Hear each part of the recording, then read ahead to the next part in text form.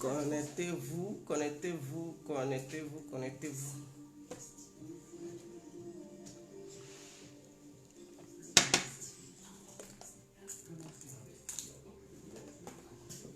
Tiens, tiens.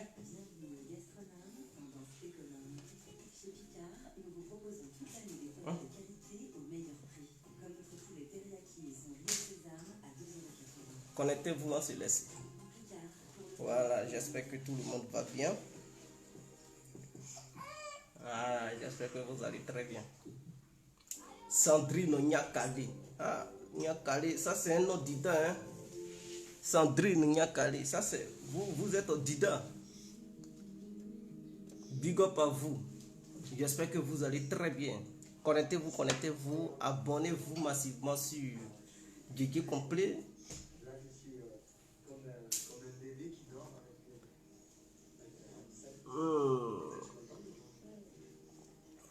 Il fait chaud, hein? Quelle chaleur! Il fait chaud. Donc, on boit un peu d'eau glacée pour ramollir un peu la gorge. Vous savez. Achille Zézé. Big up à vous. Merci. Je vais faire passer vos différentes salutations aux enfants. Et en retour, les enfants vous font un gros coucou, un gros bisou.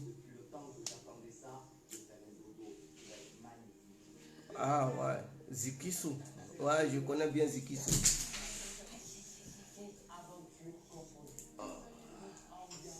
Ça va. Alors, donc abonnez-vous, abonnez-vous, connectez-vous, donnez-moi donnez mes étoiles, on va quitter ici, donnez les étoiles à terre.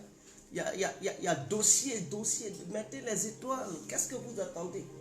Donnez-moi mes étoiles, mettez les étoiles et abonnez-vous sur Guigui Complet. Abonnez-vous, abonnez-vous, abonnez-vous. Voilà, Mario Zagalo, big up à vous. Daniel Andrea Kouan. Oui, big up à Madame Daniel. J'espère que Aristide Tagro. Big up Yasmina Palmer. Voilà. Big up à vous. Alors, bonsoir à tous et à tout temps pour tous ceux qui ne me connaissent pas. Je suis l'incontournable Guigui Complet tout terrain, l'homme dont on parle, l'homme qui n'a pas fourré aux yeux, l'homme qui ne marche pas ses mots. Vous pouvez aussi m'appeler devant la vie, l'homme n'est rien, gouverneur italien, docteur Mondon, appelez-moi Boum Boum. Laisse-moi mourir 5 heures, plein droit, El Padrino, Camari, Deso, la Moudia. Alors nous voilà à nouveau devant cette caméra, mes frères et sœurs, pour parler de ce qui devrait se passer le 9 mai 2022. Le piège que Vladimir Poutine, président de la Fédération de Russie, a évité grâce à ses services de renseignement appelés le GRU. Donc, il y a le FSB qui est le service de renseignement intérieur. Et il y a le GRU, ils appellent ça GRU, qui est le service de renseignement extérieur. Voilà. Et donc, pourquoi Poutine a échappé à un assassinat? Voilà, c'est de ça qu'on va parler. Mais avant ça, nous allons revenir sur la situation en Ukraine. Alors, dans les médias occidentaux, vous apprenez que l'armée russe n'avance pas. Viens, Mimi, viens. Oh, vous apprenez que l'armée russe n'avance pas. Et que l'armée russe a du mal à avancer et tout. Bon, je vous confirme aujourd'hui que la région de Lugansk a été totalement libérée. Viens.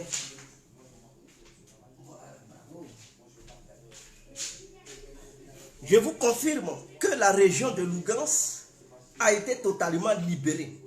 Il reste maintenant la région de Donetsk.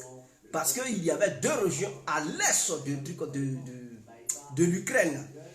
Voilà, où Poutine disait qu'il va libérer, soit par les négociations, soit par les moyens militaires. Donc ils nous ont fait croire que non, les Ukrainiens résistent et qu'ils reprennent du terrain et tout. Donc ils nous ont dit vers Kharkiv, les Ukrainiens reprennent du terrain, il n'y a pas de souci. Mais la vision de Poutine, ce n'est pas Kharkiv. La vision de Poutine, ce sont les deux régions de l'Est, Lugansk et Donetsk ainsi que le sud de l'Ukraine.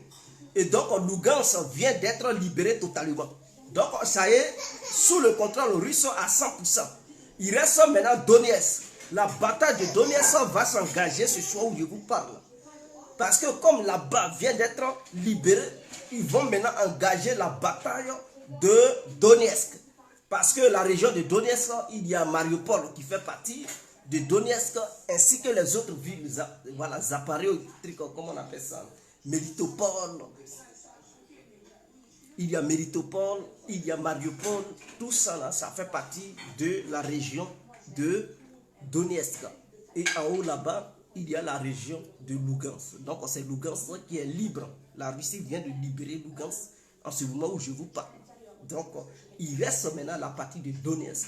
Quand Donetsk va être libéré, la Russie maintenant va revoir le côté de trucs d'Odessa. C'est-à-dire Mykolaïev et vers Odessa. Donc c'est de ça qu'il s'agit. Ce que les Occidentaux vous font croire sur les médias, les plateaux de télé, c'est du n'importe quoi. C'est du n'importe quoi. Et ne comptez pas sur ce qu'ils disent. Sur le terrain, c'est autre chose. Parce que ce que vous ne comprenez pas, les Occidentaux vous disent qu'ils ne sont pas en guerre, la Russie. Mais de façon interposée, ils sont déjà en guerre. Et même les généraux, certains généraux de l'OTAN reconnaissent que l'Occident est déjà rentré en guerre contre la Russie. Mais ce qui fait qu'ils disent non, officiellement, ils ne sont pas en guerre contre la Russie. Ils ont peur d'un déclenchement, d'un conflit à grande échelle qui va impliquer des armes nucléaires. Et donc, ils ont peur de voir leur territoire être frappé par des missiles nucléaires.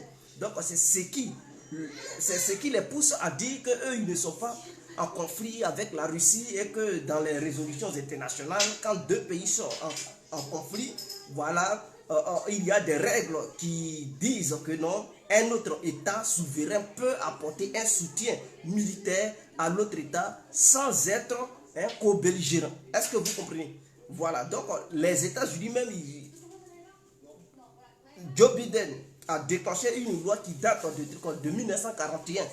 Donc une ancienne loi qui avait été déclenchée par les Américains lors de la Deuxième Guerre mondiale, qui disait qu'il fallait armer les pays européens face à l'Allemagne. Maintenant, cette loi vient d'être déclenchée aux États-Unis hier, de la part du président américain, disant qu'il faut soutenir l'Ukraine en armes, en armement et en argent face à la Russie, et qu'ils sont déterminés à aller jusqu'au bout. Donc, ce qui veut dire que les États-Unis, eux aussi, ils sont rentrés en guerre. Voilà, ils sont en guerre. Donc, l'industrie de l'armement américain travaille à 100% pour l'Ukraine. Est-ce que vous comprenez? Que ce soit le renseignement, tout, ils donnent des pièces d'artillerie. Qu'est-ce qui reste maintenant aux Américains? Il reste, parce qu'ils livrent des avions, ils livrent des trucs, des chars de guerre, des canons, des artilleries et tout, ils livrent des radars. Même il y a un radar américain qui a été détruit hier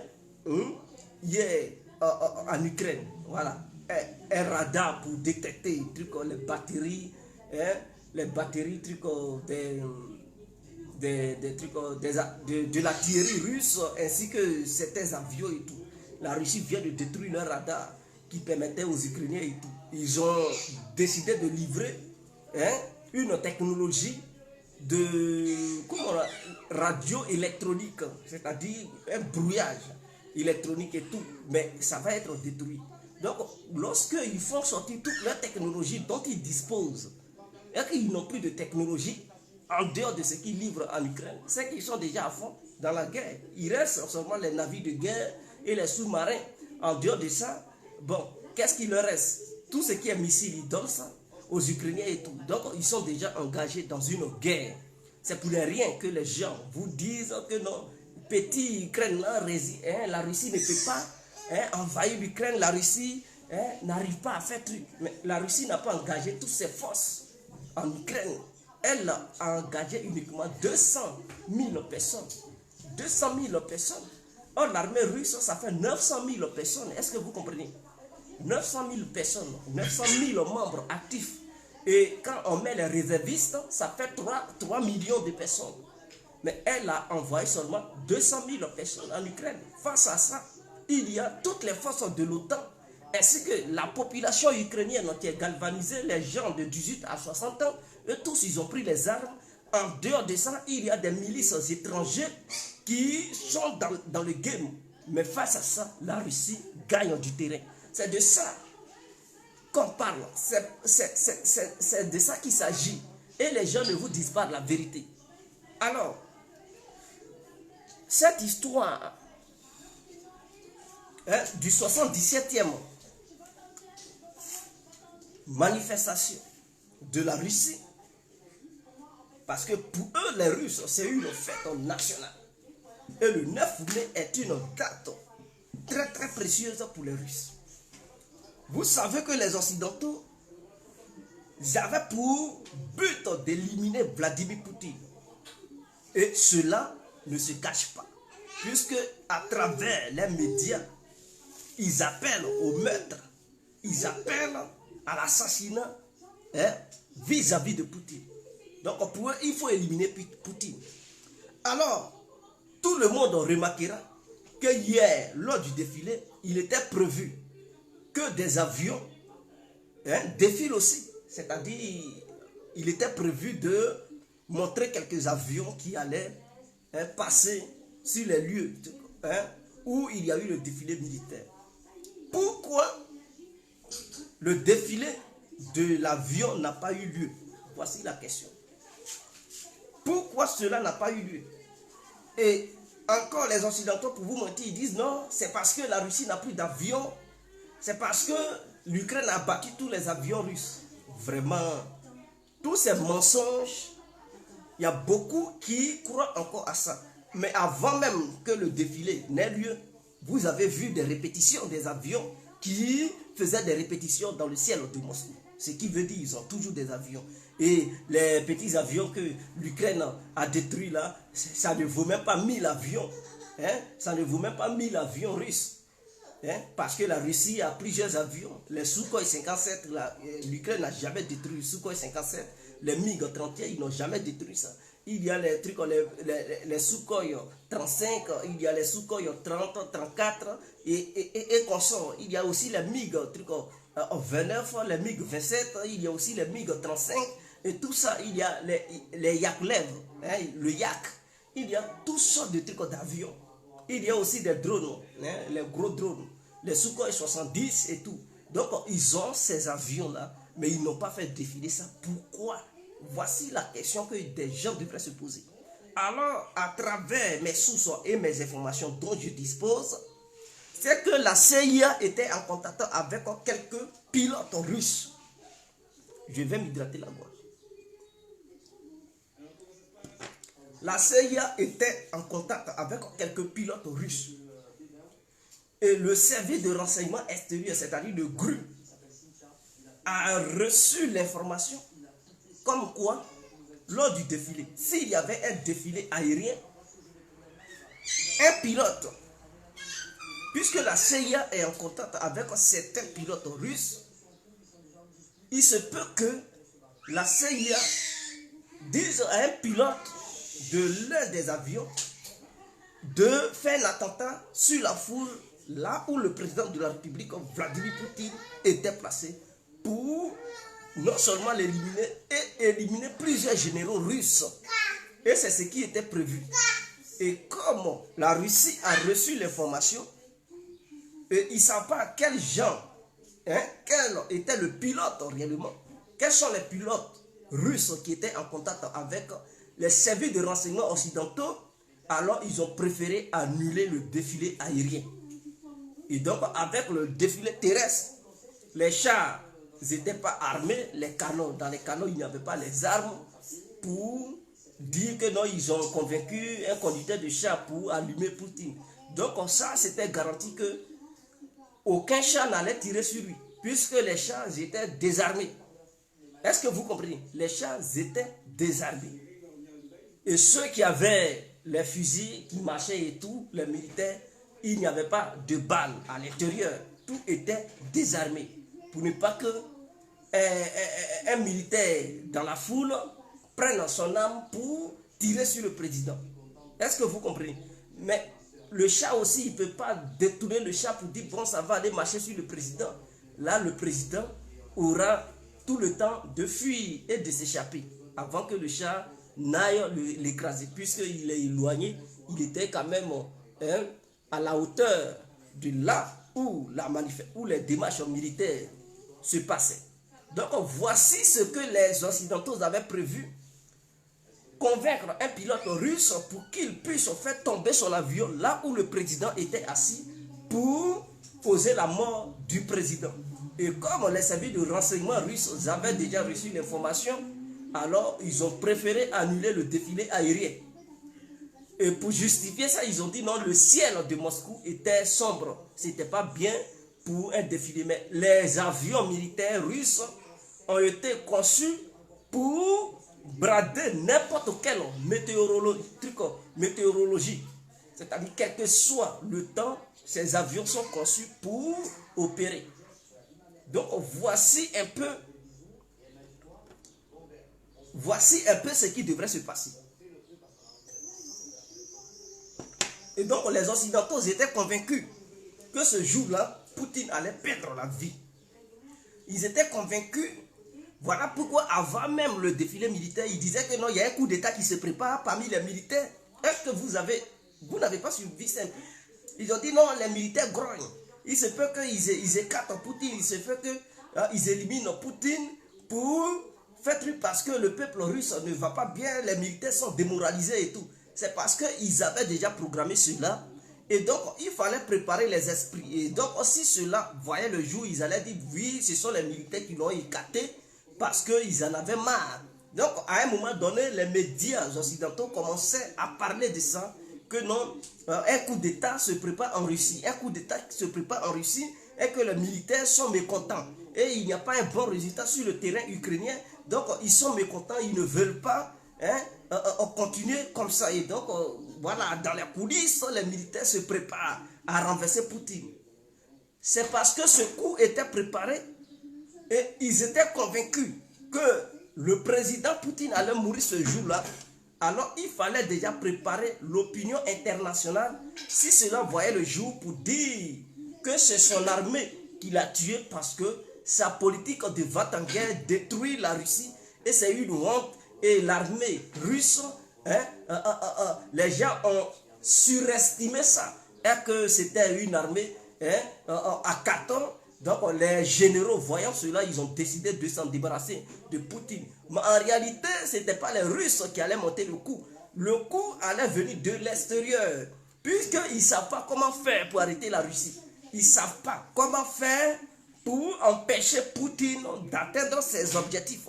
Et si les objectifs de Poutine sont atteints, alors c'est une humiliation totale pour l'Occident et les États-Unis parce qu'ils ont décidé dès le début de s'engager auprès des Ukrainiens. Ils ont misé beaucoup d'argent, beaucoup d'armes et dans tous les domaines, renseignement, cyberguerre, que ce soit sur le plan de l'armement, sur le plan militaire, ils ont leurs hommes sur le terrain et tout, déguisés en volontaires.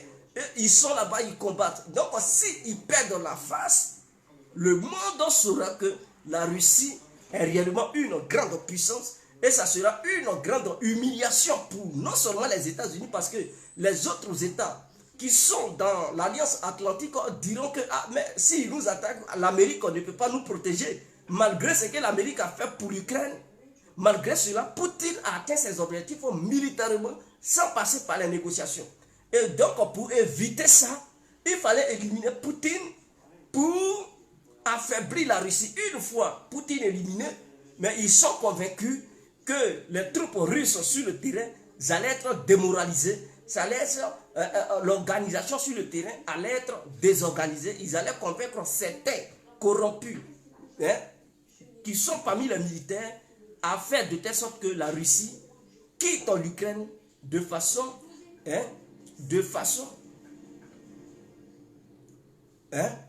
honteuse pour dire la Russie a perdu la guerre face à l'Ukraine.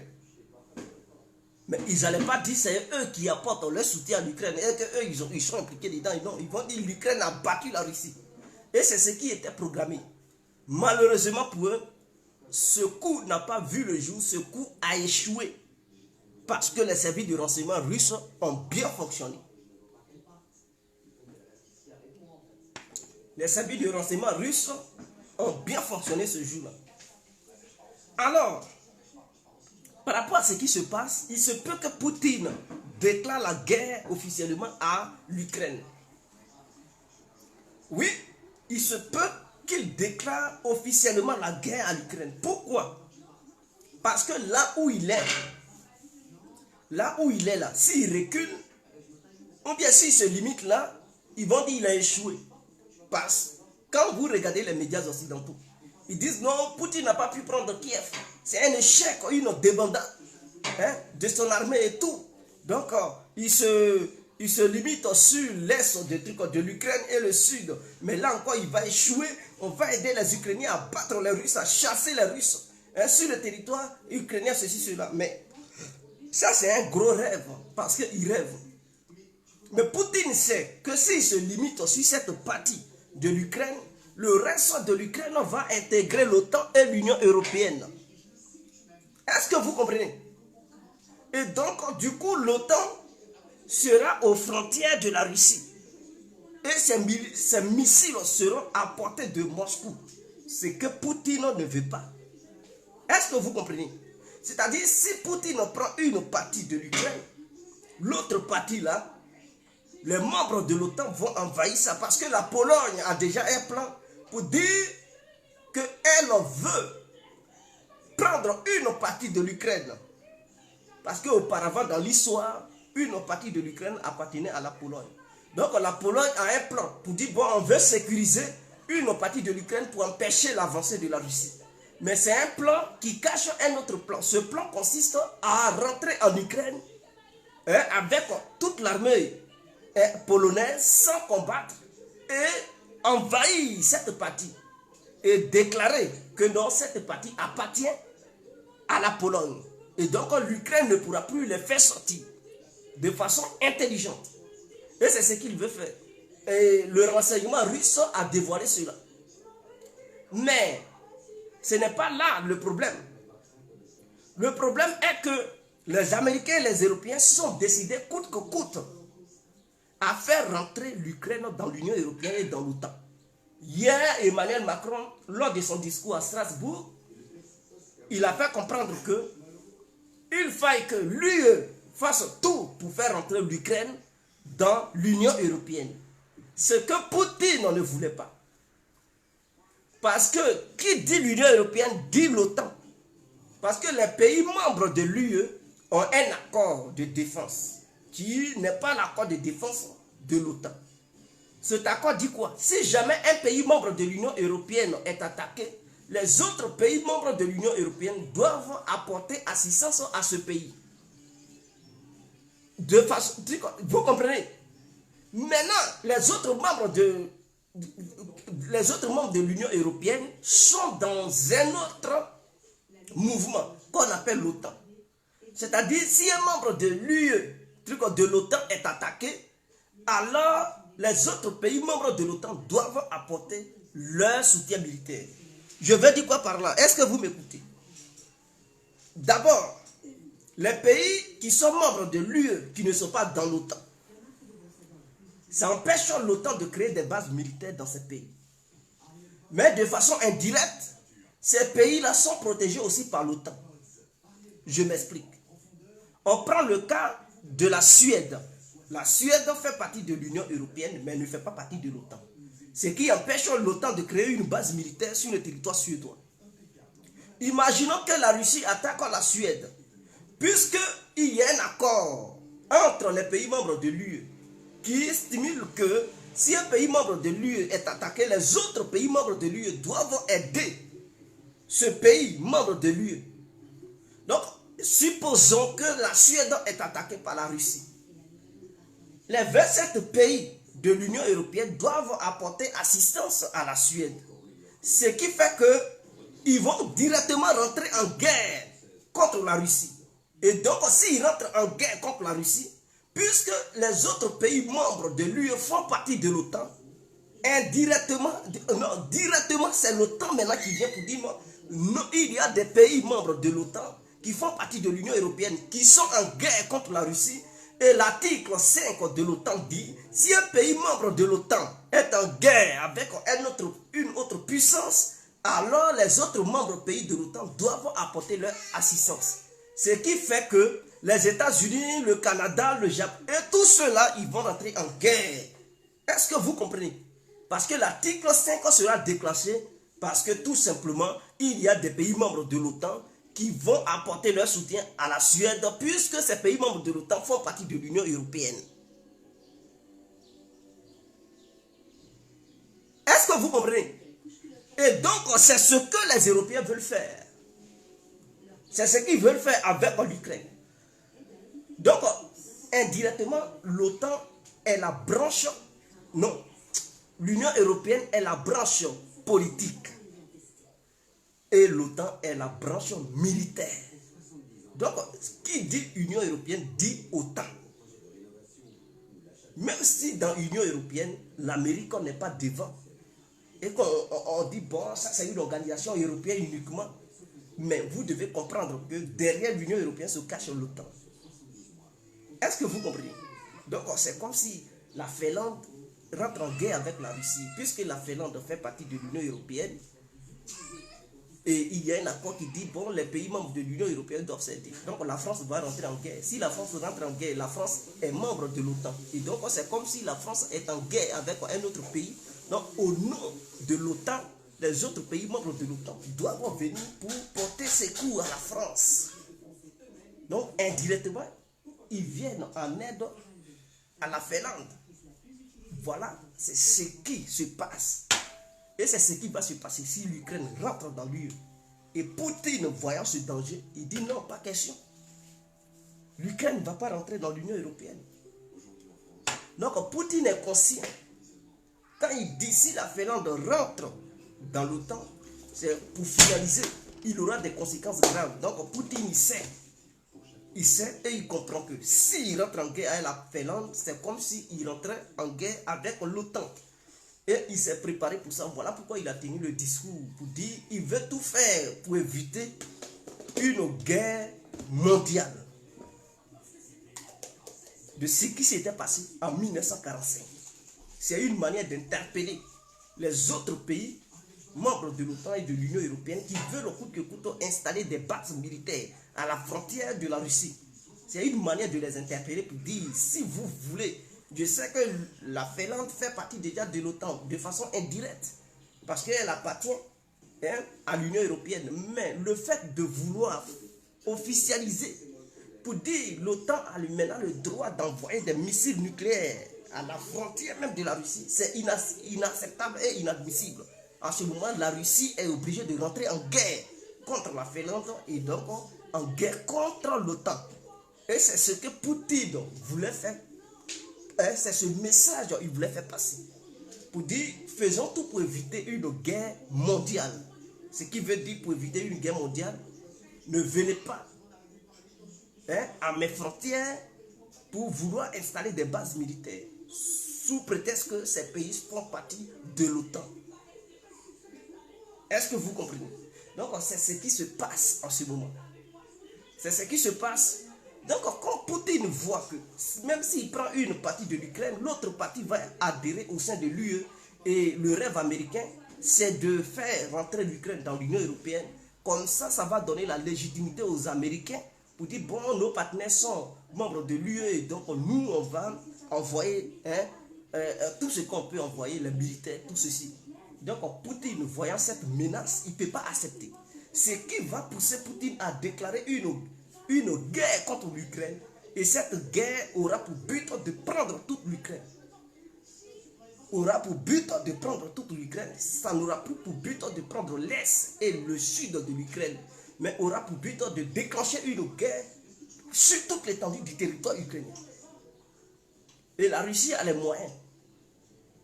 Parce que là, il aura une mobilisation. C'est-à-dire,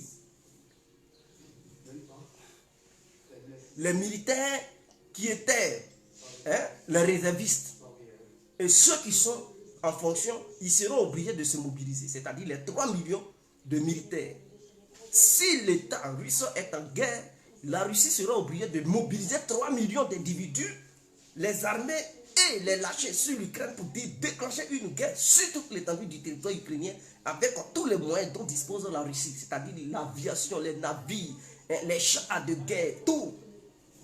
Guerre électronique, en utilisant des satellites pour brouiller tout, utiliser ça pour, et en visant même le président ukrainien, c'est-à-dire éliminer-le. Donc, si la Russie déclenche une guerre contre l'Ukraine, c'est ce qui va voir le jour.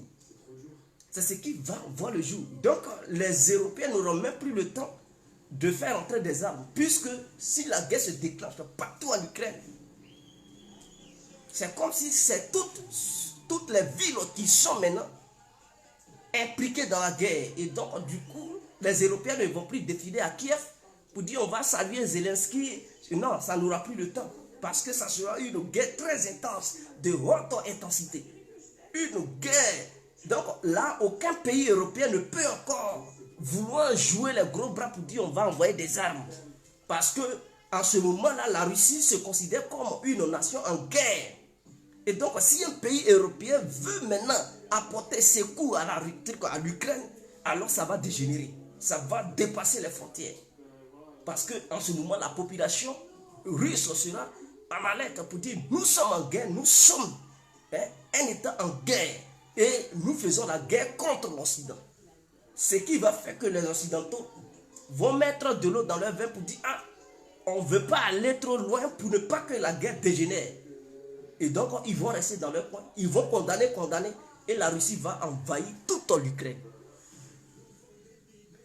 Si les Occidentaux continuent, je dis bien s'ils continuent à armer l'Ukraine, la Russie sera dans l'obligation de déclarer la guerre officiellement à l'Ukraine pour mobiliser assez d'hommes, les réservistes comme les militaires qui sont en fonction en ce moment. Donc, ça va leur faire au moins 3 millions. Et les volontaires russes qui vont vouloir rejoindre la cause. Ah oui, parce qu'il y a d'autres jeunes qui vont dire moi je me porte en truc volontaire, je veux aller sur le terrain. Est-ce que vous comprenez? En ce moment-là, tu n'es plus obligé d'être militaire pour aller dans le game. Tu peux dire ma nation est en guerre, donc même que tu sois civil, tu prends arme, tu dis je m'en vais défendre ma patrie. Et c'est ce qui verra le jour. Ce qui va faire que l'Ukraine ne pourra même pas tenir. L'Ukraine ne tiendra pas un mois. Parce que tout sera détruit, bousillé. Donc voilà, c'est ce qui inquiète les gens. Et donc si les Occidentaux vont trop loin, parce que Poutine voulait atteindre un objectif, démilitariser l'Ukraine et dénazifier ça. Mais la démilitarisation a déjà eu lieu, puisque l'Ukraine n'avait plus de force de frappe.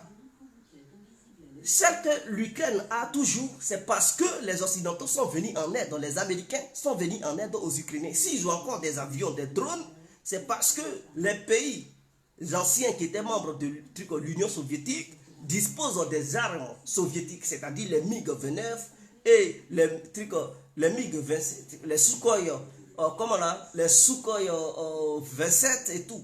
Ils disposent de ces avions-là, donc ils alimentent l'Ukraine en armes. Et ils donnent aussi des chars soviétiques à l'Ukraine. Et les Occidentaux donnent de nouvelles armes. Les canons César, les Américains envoient d'autres canons, des obusiers, des chars. Ils donnent tout ce qu'il faut donner à l'Ukraine. Donc c'est ce qui fait que l'Ukraine fait encore la guerre. Sinon, si les Occidentaux n'étaient pas venus en aide à l'Ukraine, il y a longtemps, l'Ukraine était déjà tombée. Parce que Poutine avait déjà atteint son objectif démilitarisé. L'Ukraine, il y a longtemps, l'Ukraine était déjà démilitarisée. Mais si l'Ukraine résiste, c'est parce que les armes ukrainiennes ont été détruites. Mais ce qui reste là, ce sont les Occidentaux qui envoient encore toujours des armes. Voilà pourquoi l'affaire là dure. Est-ce que vous comprenez? Même les armes anti-aériennes, il y a longtemps, la Russie avait détruit ça.